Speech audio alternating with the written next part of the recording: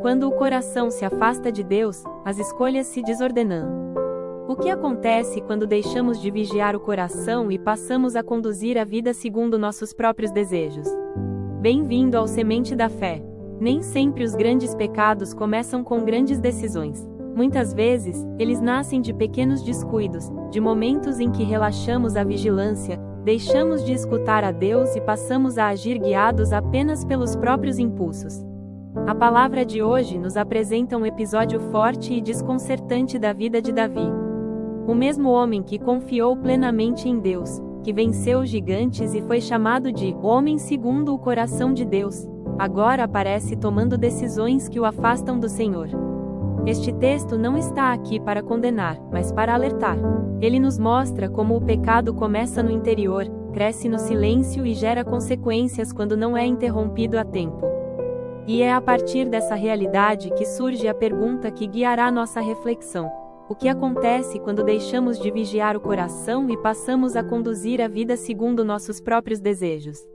Permaneça comigo até o final, porque esta palavra nos ensina a vigiar, a reconhecer nossas fragilidades e a voltar para Deus. A leitura bíblica de hoje está no segundo livro de Samuel, capítulo 11, versículos de 1 a 4, de 5 a 10 e de 13 a 17 e diz assim: No ano seguinte, na época em que os reis costumam sair para a guerra, Davi enviou Joabe e seus oficiais, enquanto ele permaneceu em Jerusalém. Certa tarde, Davi levantou-se de sua cama e passeava pelo terraço do palácio. Viu uma mulher muito bonita que se banhava. Mandou informar-se quem era a mulher. Era Betsabeia, mulher de Urias, o heteu. Davi mandou buscá-la e deitou-se com ela. Quando Betsabeia avisou que estava grávida, Davi mandou chamar Urias. Mas Urias não foi para sua casa. Então Davi o embriagou, mas ele não desceu à sua casa. Davi escreveu uma carta a Joabe: Colocai Urias na frente mais perigosa da batalha e retirai-vos dele para que seja ferido e morra. E assim aconteceu. Reflexão: o texto começa com um detalhe importante. Enquanto os reis saíam para a guerra, Davi ficou em Jerusalém. Não se trata apenas de uma informação histórica, mas de um sinal espiritual. Davi abandona o lugar da missão e se acomoda. O ócio, o excesso de conforto e a falta de vigilância criam o ambiente perfeito para a queda.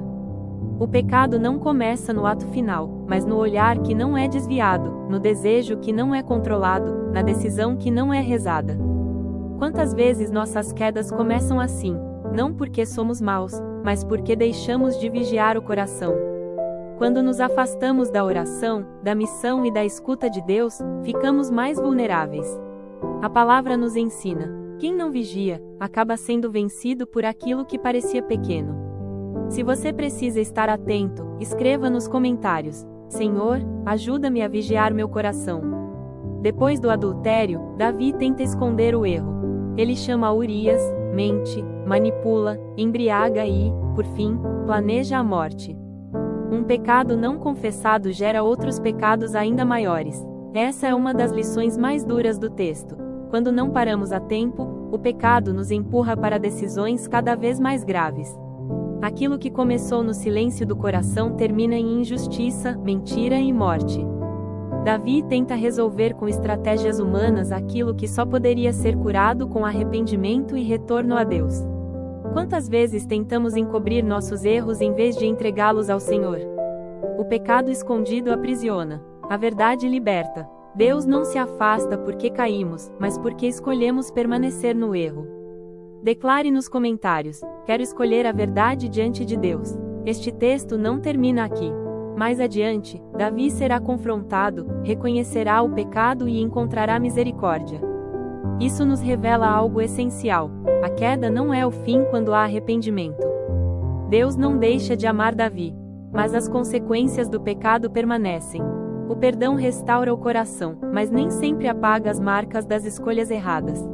Esta palavra nos convida à vigilância e à humildade. Ninguém está imune à queda. A fidelidade não depende da força humana, mas da dependência constante de Deus. Hoje, o Senhor nos chama a reconhecer nossas fragilidades e a voltar o coração para Ele antes que o erro cresça. Se você precisa do cuidado de Deus, escreva nos comentários: quero voltar meu coração para Deus. Retomando a pergunta que guiou nossa reflexão: o que acontece quando deixamos de vigiar o coração e passamos a conduzir a vida segundo nossos próprios desejos? Nos afastamos da missão, entramos em caminhos de engano, e ferimos a nós mesmos e aos outros. Mas quando vigiamos, quando reconhecemos nossas fraquezas e quando retornamos ao Senhor, a misericórdia nos alcança e a vida pode ser restaurada.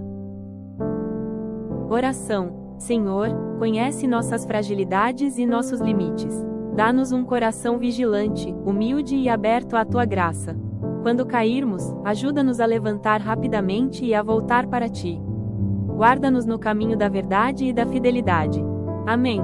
Se esta palavra falou ao seu coração, escreva nos comentários: quero viver na vigilância e na graça de Deus. Curta este vídeo, compartilhe com alguém que precisa desta mensagem e inscreva-se no canal Semente da Fé. Que esta palavra seja semente de vigilância, conversão e misericórdia em sua vida. Que Deus te abençoe e até a próxima Semente da Fé.